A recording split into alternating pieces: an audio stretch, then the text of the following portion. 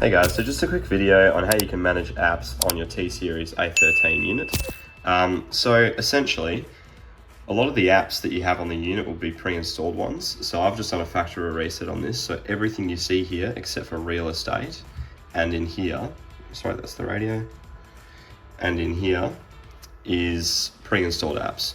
So when you want to rearrange an app, what you normally do is you grab the app like this and you hold down on it and you drag it around.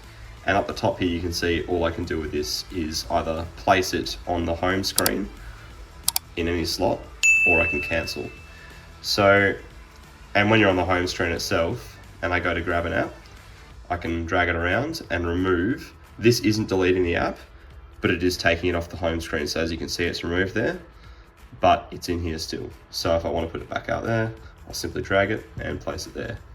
Now, with an app that has been downloaded on the unit, you can uninstall it. So this app I've just downloaded on, you can move it around, and up the top you'll see there's the option to uninstall it. So if you drag and drop it there, it'll give you one last warning, and then you hit OK, and then it's uninstalled.